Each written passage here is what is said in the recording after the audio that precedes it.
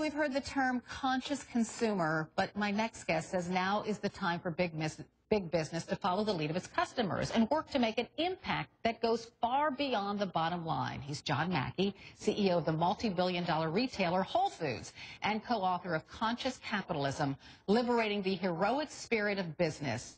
Good morning, John. Good morning, Carol. We're happy you're here. Happy to be here.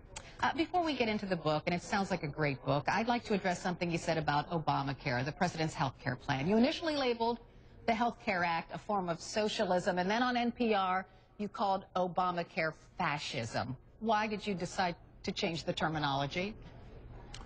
Well, clearly that was a bad choice of words, but traditionally socialism means that the means of production are owned by the government. And in fascism, the means of production are still owned by private individuals, but they're controlled by the government. And what's happening is our healthcare plan is moving, our healthcare system is moving away from free enterprise capitalism towards greater governmental control. That was a poor choice of words due to the baggage and associations that go along with it. So now I'm just calling it government-controlled healthcare.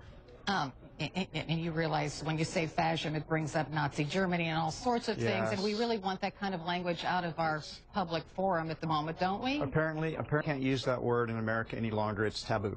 That's right, because some of your customers... customers... So be careful, you just used it. I did. Some of your customers, though, did express outrage at your use of that word. It was on the Whole Foods Facebook page. One person said, and I quote, "Of course he regrets his word choice. It affects his bottom line. I do not believe this apology any more than I believe Mitt Romney's attempt to get out from under his 47% comments." Care to respond to that customer? Well, everyone's entitled to their own opinions and beliefs. This is America. But why inject yourself into the debate over Obamacare in the first place?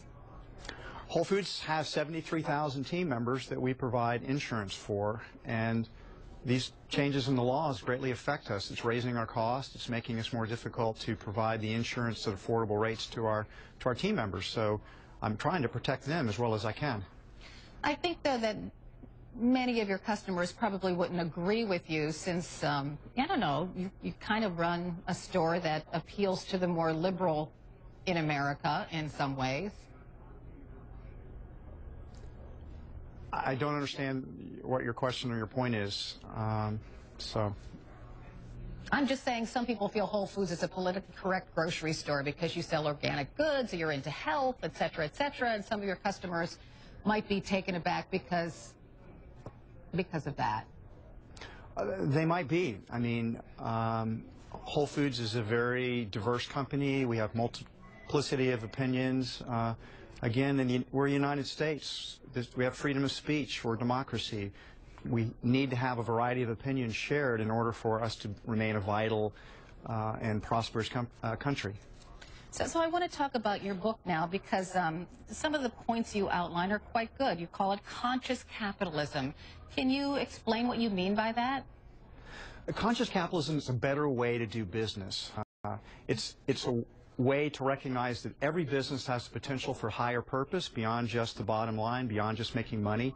And it's a strategy for companies to create value for all of their stakeholders, not just their shareholders, their customers, their employees, their suppliers, their investors, and their larger communities. So there are many companies that practice conscious capitalism, companies like Whole Foods, like Google, like Southwest Airlines, like Nordstrom's. There's a number of them out there, and they're very successful in the marketplace. This is working, and so we're trying to spread that message to other businesses so they can share in this in our success. And you also say that companies have to kind of not forget about the bottom line, because you can't do that, but it can't owe all of their allegiances to shareholders. They have to care about others too.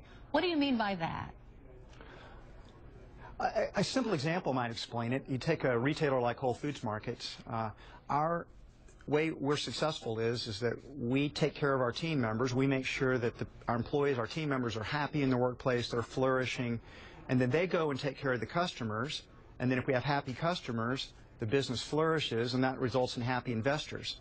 So we have to consciously create value for our team members, for our customers, and that creates value for our investors. So we have to care about all of the stakeholders, and by doing that, the business flourishes along with all the stakeholders that voluntarily trade with the business. And I want to, and in line with that, just a last question for you. The wage gap in this country is so large. And by what you just said, included in that, does that mean paying your employees a good wage and health care and those kinds of things? We do. Whole Foods has an excellent health care plan. We have a salary cap of 19 times the average pay, which I think is pretty unprecedented for a Fortune 500 company. We pay well for Taylor. Our team members are happy. Our turnover rates are very low. We've been named one of the 100 best companies to work for 16 consecutive years now. John Mackey, thanks so much for being with us this morning. We appreciate it. Thank you.